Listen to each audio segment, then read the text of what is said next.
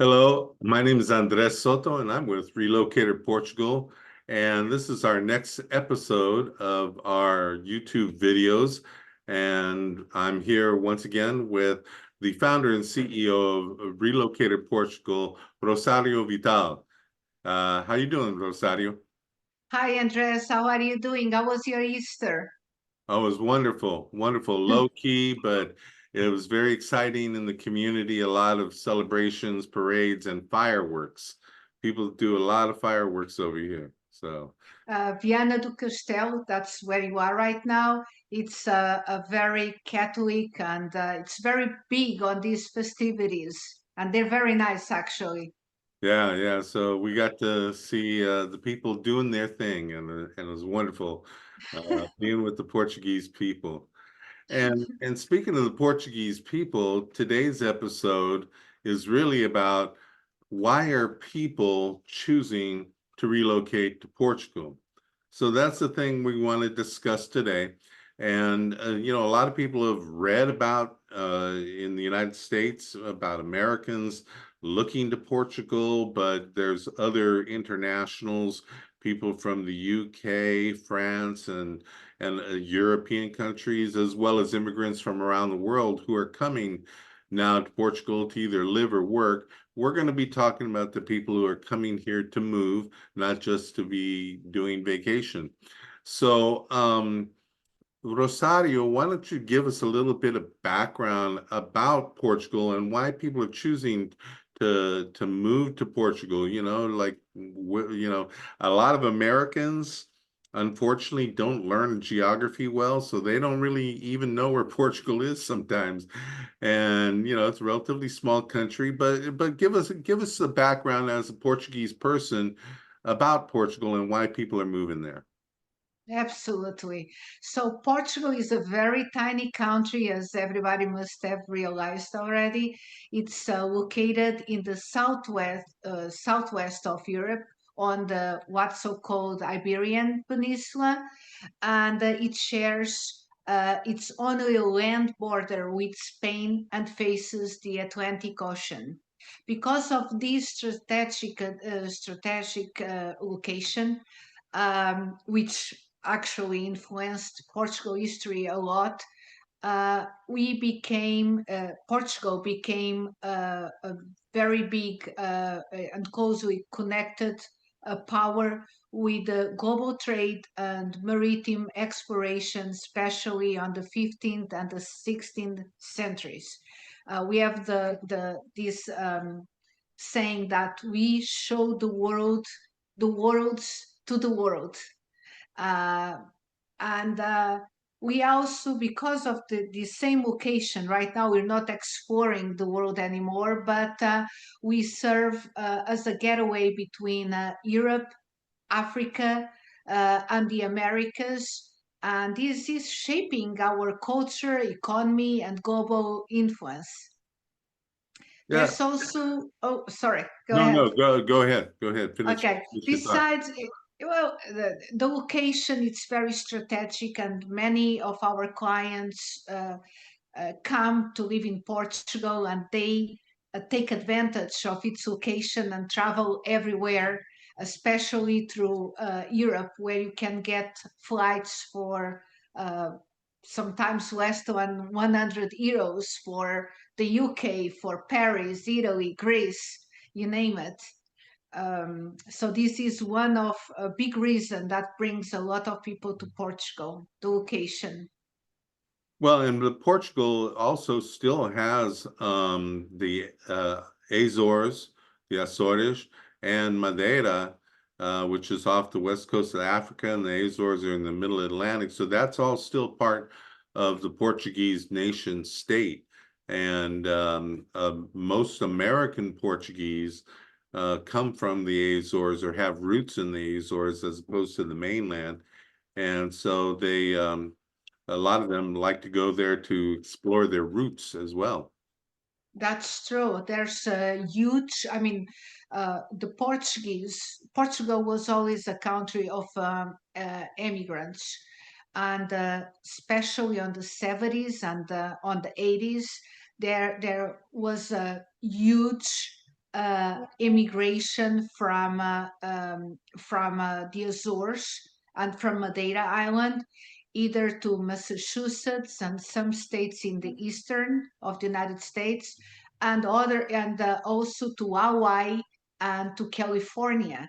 And right now we are seeing like the second and the third generation, and they are very much interested to know where our roots are from.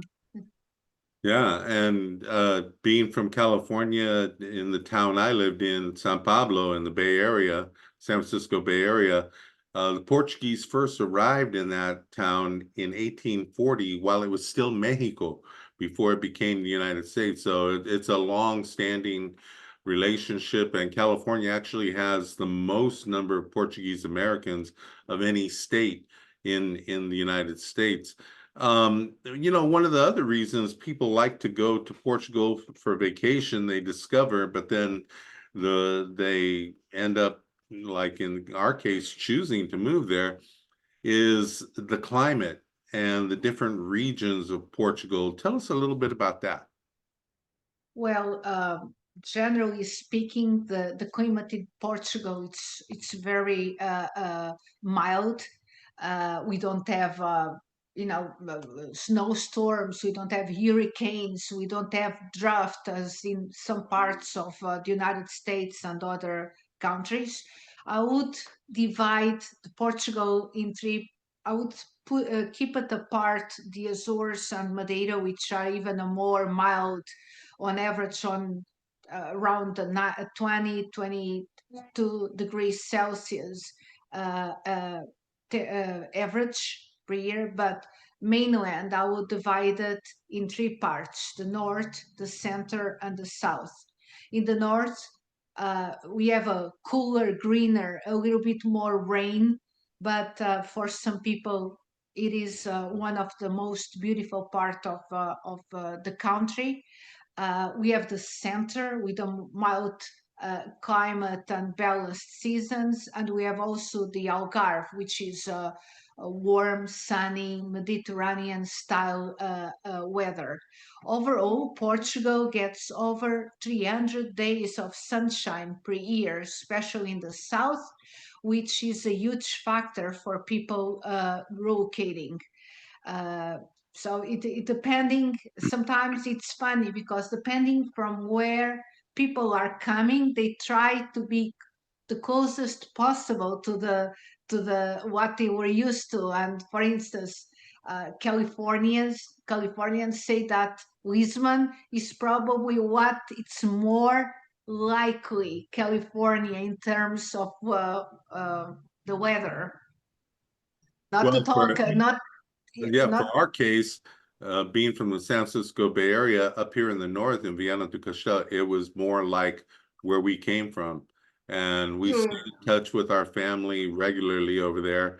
And the weather is almost parallel throughout the course of the year. So when it's hot there, it's hot here. And when it's, cool and it's rainy over here, it's cool and rainy over there. So a lot of parallels. Right, that's true. And That's it's correct. because it's the same latitude on the globe and on the western side of a continent. So those are the determinations. So you spoke about the different regions. There's also the coast, and then there's the mountains to the east near the Spanish border. So we actually a few weeks ago went on a trip and actually went up into the Serra da Estrela and went to the snow. There was still snow up there. So, you can do it all in one day. It's kind of like California that way. Um, That's true. Hopefully, you had the Serra da Estrela traditional cheese and you oh, bought some wool socks. oh yeah. Well, we didn't get the socks, but we definitely ate the cheese and the chorizo and a little wine to wash it down with. It's mandatory. Well, let's talk very briefly about the history and the culture and how that interacts to create the current environment that many people find the stability and the welcoming culture as opposed to what, some turmoil Portugal went through in the 20th century. Well, Portugal was established in 1143. We had a monarchy since then until 1910, which is when the Republica was implemented. This republican system, which is the one we are living right now, was interrupted between 1926 and 1974, uh, while we had a dictatorship running the country. But guess what? Portuguese people are said to be very laid back. So we put an end to that dictatorship with a revolution without having any shootings, So the symbol of this revolution is the carnation. And this happened because there was this army person with a rifle, and this old lady that was selling carnations in Chiado, uh, to to tell him how much she appreciated what the army was doing. She just put a carnation at the end of the rifle, and the carnation became the symbol. So we put an end to that awful dictatorship with a carnation, and that was it. Nobody got hurt, injured. No guns were shot, and after that we were able to put ourselves together. We are a nation of very respectful people. We are very much into the democratic values, and we are strong on this. Even when somebody comes and it's not like-minded, I mean that won't be successful for sure, because we like the democracy we are living. But one of the major events in Portugal was Portugal joining the European Union in 1986, and this helped accelerate economic growth and infrastructure development, Infrastructure. and it helped. And it's something that we are very proud. It's being part of the European Union, and all this freedom of being able to commute from one country to the other, that applies only not only for the Portuguese, but also for any Portuguese resident, which is a plus.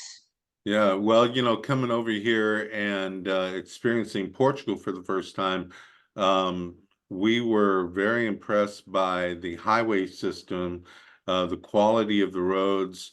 The city still has many cobblestone streets that are very charming, but to go from one city to the next on very modern highways with beautiful road stops that have restaurants and gas stations, just like the rest of Europe, was something very pleasant to experience.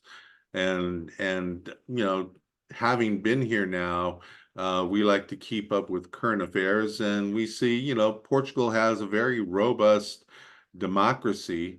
The television broadcasts, when the assembly, which is, like the Congress or the Parliament of Portugal, the Assembleia, when they have their debates, it's on television so people can watch and learn what the government is doing. And they have a multi-party system so that a whole range of political opinions and attitudes are represented, and it forces the different political values and attitudes to have to reach a compromise to move forward, and also very strong adherence to the values that are embedded in the new constitution that was adopted since the revolution. So it's been a very pleasant surprise for us as new residents to be here and watch this and experience it.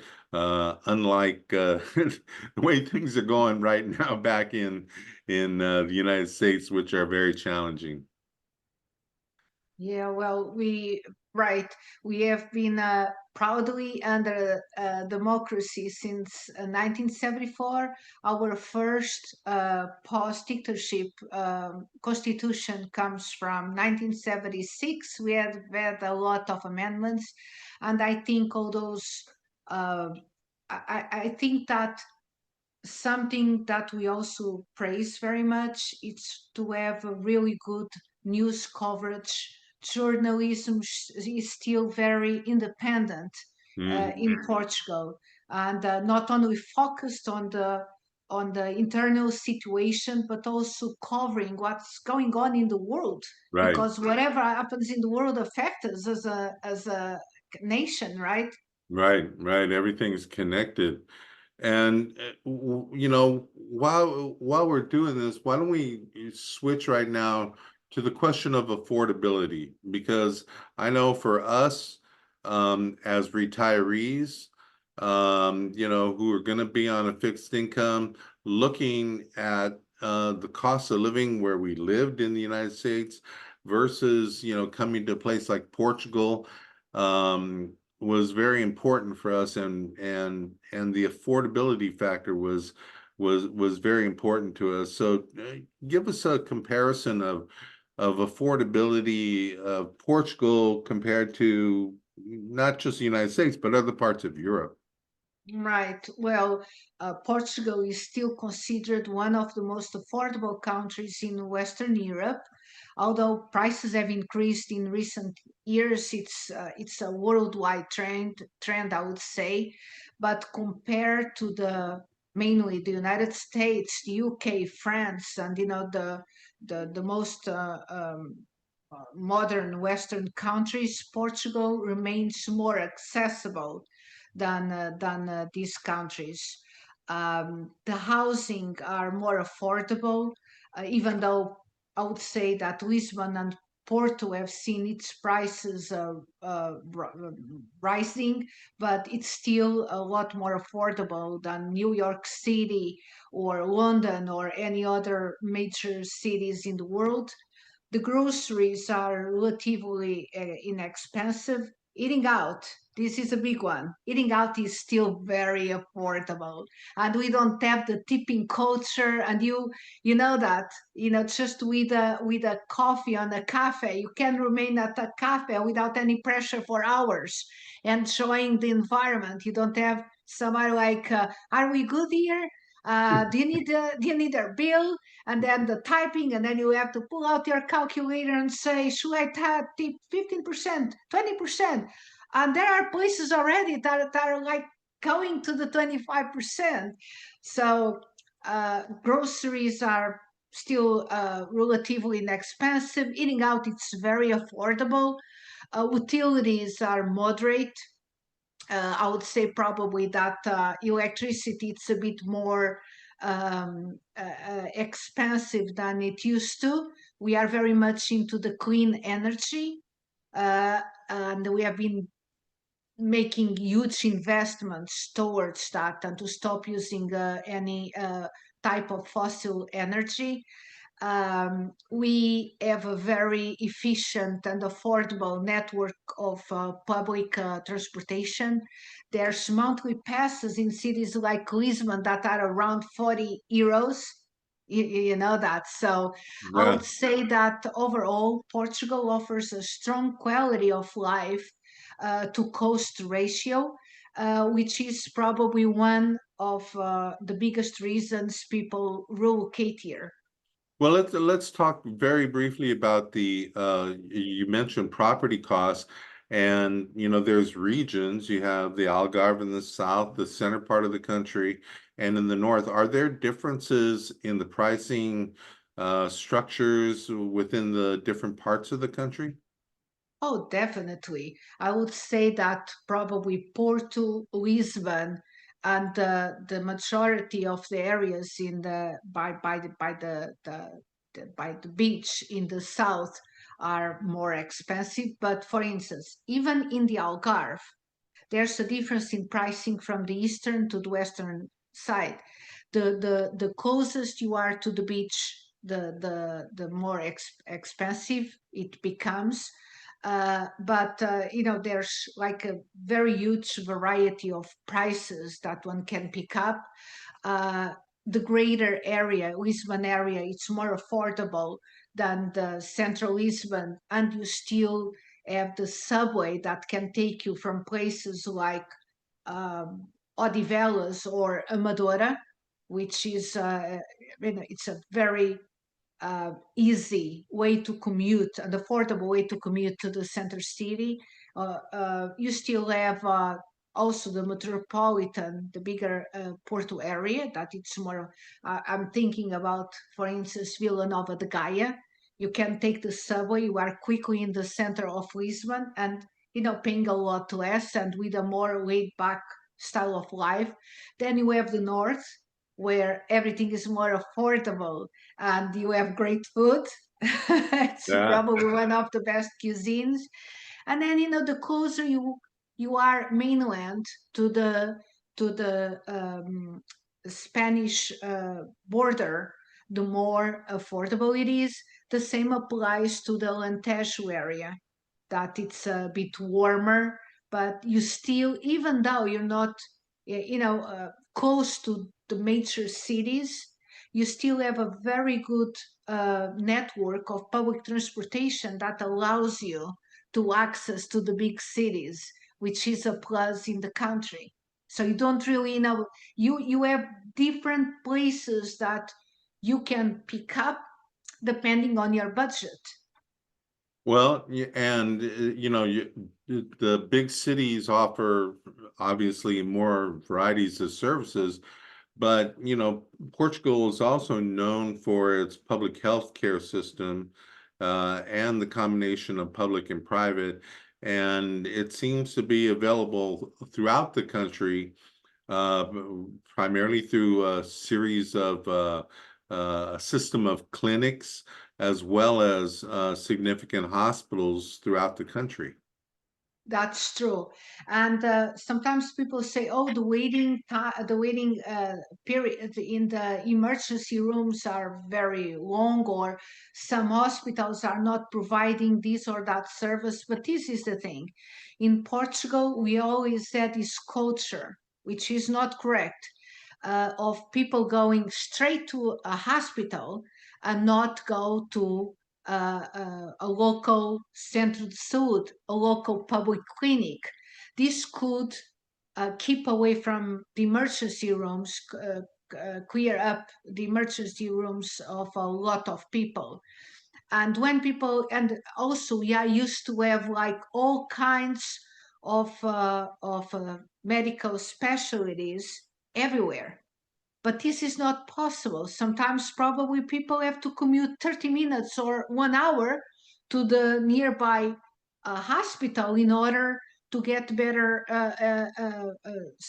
service. Imagine the birth rate in Portugal, it's declining. It's not, it doesn't make sense to have obvious,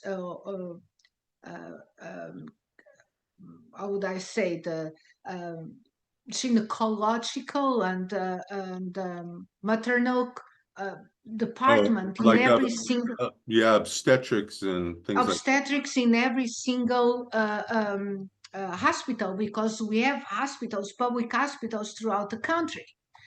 But this is very sad that there's not enough babies being born. It's a problem that every Western countries is facing. So you cannot expect to have a full team with a great quality in every single small hospital. We have to concentrate that sort of service in major hospitals. So people complain, "Oh, we had to drive 45 minutes or 1 hour to the hospital. Oh, this baby was born in the ambulance on the commute." But this always happened because some women are just lucky enough for the baby to come come up very quickly, right? Yeah. So even to keep the best medical practices and high quality standards, you can get a lot more if you concentrate those services that are not in that much demand in less hospitals. So but there's hospitals, public hospitals everywhere, and I think that nobody is really left behind. Well, where we come from, people will spend 45 minutes in their car, just go to the supermarket. So, That's true. you know, it's all relative. So we're in conversation with Rosario Vital, founder and CEO of Relocator Portugal, and we're talking about why are people choosing to relocate to Portugal. So we've spent about 23 minutes, 25 minutes. So I think that's a good point to cut it off. But we're going to have a part two of this particular episode. Why are people choosing to relocate to Portugal? And we're going to talk about what are the different kind of people that are relocating to Portugal, and what kind of visas do they need? What kind of services do they need? And how Relocator Portugal can help them with that. How does that sound to you, Oh, Rosario? I think it's a great idea because, there was so much to say and to put here, from the food, the great affordable and golden medal awarded wine with the safety. We are one of the safest countries in the world. There's so Well, much to say besides the location, the affordability, the medical the public health system. And yes, I think it's this program deserves a part two or even a part three to go over the different types of visas. yeah, yeah. Okay, well, that sounds great, Rosario, and we'll pick that up in the next time. And these conversations are really interesting and helpful. So thank you so much for all the information you're able to provide, and the services that you're able to provide for people who want to relocate to Portugal. Thank you so much, Andres. As always, it's a pleasure and an honor to be here with you and be able to let other people know what country and what people we are and what we have here to offer. Ok, então, tchau e até a próxima. Tchau e até à próxima. Foi um prazer. Muito Beijinho. obrigada. Beijinhos. Obrigada. Tchau. Tchau.